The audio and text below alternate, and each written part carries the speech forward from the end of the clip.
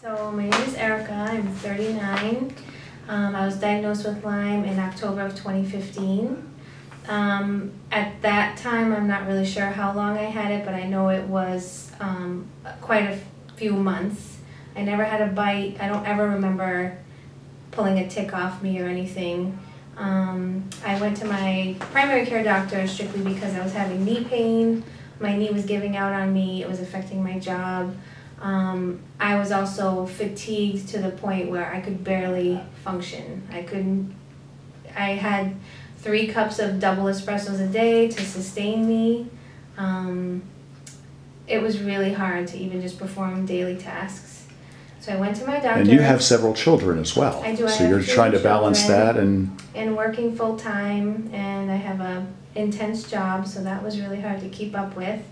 So I went to my primary care, initially just strictly thinking about an orthopedic injury, thinking somehow I must have injured my knee on the job. I was trying ice, I tried a brace, not really linking the fatigue with the knee pain. But my dog had Lyme the previous spring, and that's the only thing that sort of keyed me into asking for a Lyme test when I saw my PCP. And she initially didn't think it was Lyme, but she obliged, and she said, okay, I'll do the Lyme titer. And a week later she called me and she said it was, not only was it positive, but it was astronomically, my numbers were astronomically high. So immediately she put me in touch with a rheumatologist in the same office, who I saw the next day.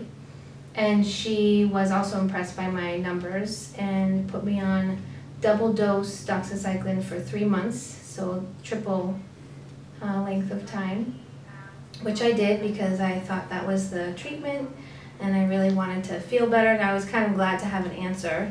So I did the doxycycline for 3 months and initially felt better. Initially not 100% better. I still had residual knee pain, I was still a little fatigued, but I thought that I was feeling better. So I kind of went about my life and just kind of felt like, well, I guess this is my new normal. I'm not going to feel good ever again. Kept up with work and the kids and was kind of miserable and still was needing multiple coffees a day to sort of get me through the day. And last spring, so spring of 2017, winter 2016 into spring of 2017, I started noticing a precipitous decline in my cognitive function, my fatigue level. I was having chest pain, palpitations, anxiety, my knee pain came back, foot numbness. I just was falling apart.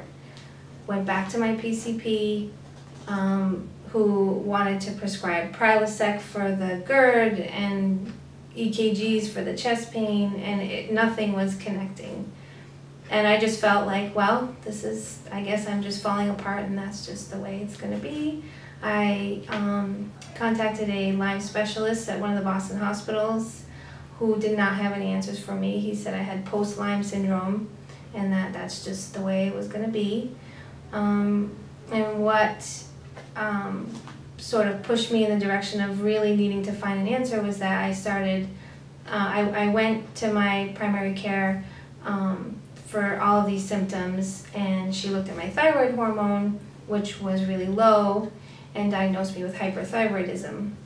And I knew this had to be connected somehow to the Lyme, that just all of these things couldn't be separate, that they had to be connected.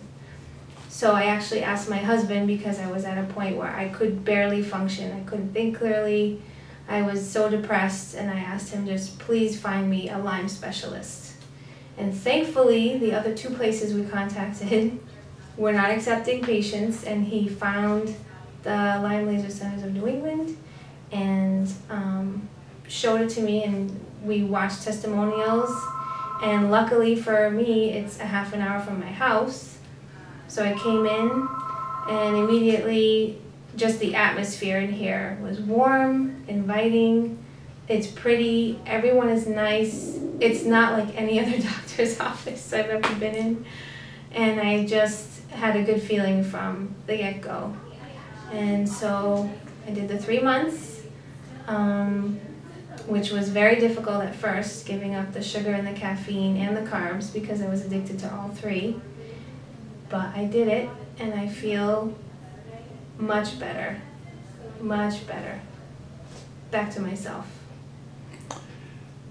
So, what were some of the highlights? I mean, when you came in here, I remember your first day. You were crying. You didn't have any life. So, when did you start to feel better? I would say probably very quickly. Within the first 2 weeks. The first week was hard because of the caffeine withdrawal and the sugar withdrawal. But after that, 2 and 3 and a month in, I really noticed a significant difference in my energy level, my physical symptoms, the chest pain, the palpitations, all of those were subsiding substantially, and now they're gone.